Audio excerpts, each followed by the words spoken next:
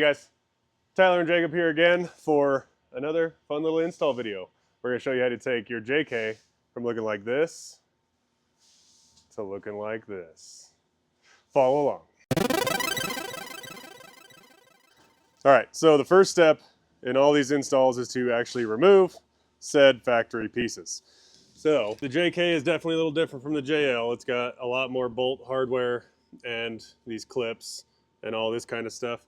But once all the bolts and everything are out, it'll pop off just like the JL.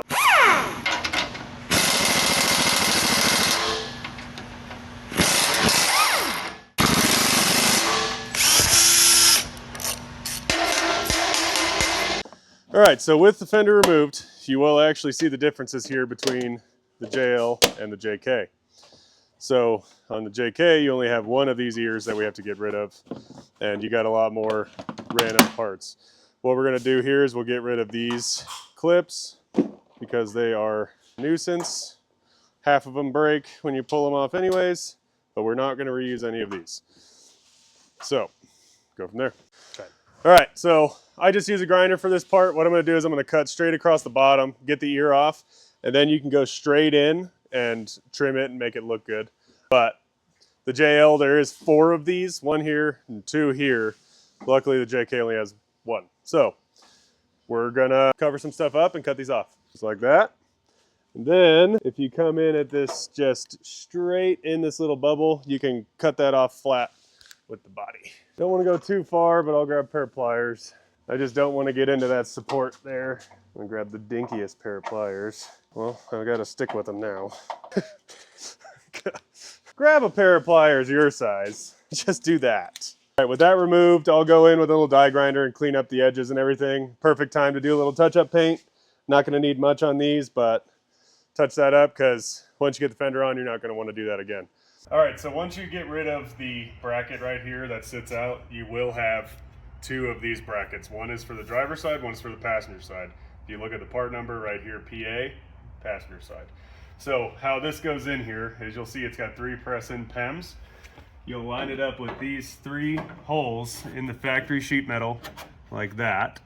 Get them lined up, press this tight up against the bottom, and just take a bolt or 2 and then just pinch the bracket to the seam just so it stays in the same place like this.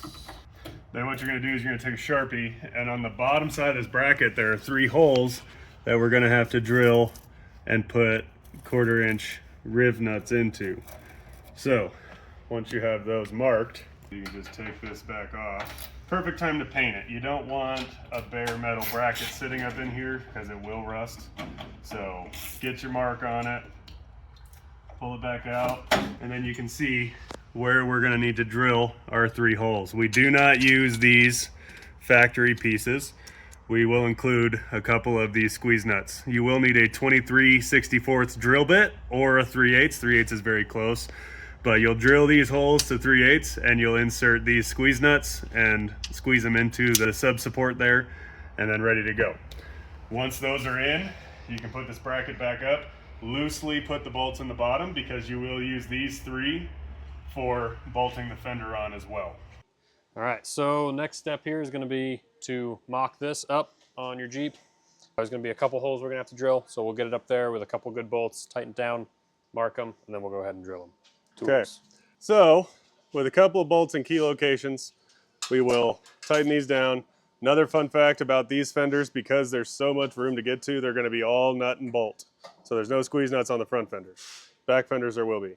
So we'll tighten all these ones down, make sure all the holes line up, and then we'll drill our extra holes. It's going to be this guy here, pretty much dead middle of the bend, and then it's going to be this guy here.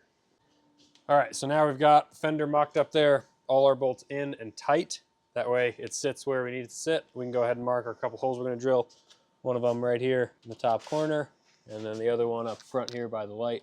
Give those a good mark, and we'll go ahead and pull it back off, drill some holes, put it back on. For good. All right, once your 2 new holes are drilled, get all your hardware ready, throw your fender back on. And you can, once all the bolts are in place, you can actually lock her down, tighten it down, the front's done.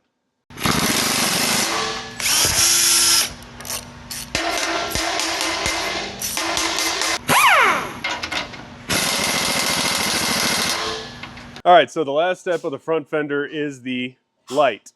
This one's a little special because the JK turn signal and everything is in the grill, so we had to figure a way to make it happen. The JL is nice because everything is just in the fender already, so we just wire it directly to the factory plug.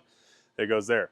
But we still want this light to work, and we want this light to work. So we found this splitter, wired our light into it, so this is how it'll show up to your door.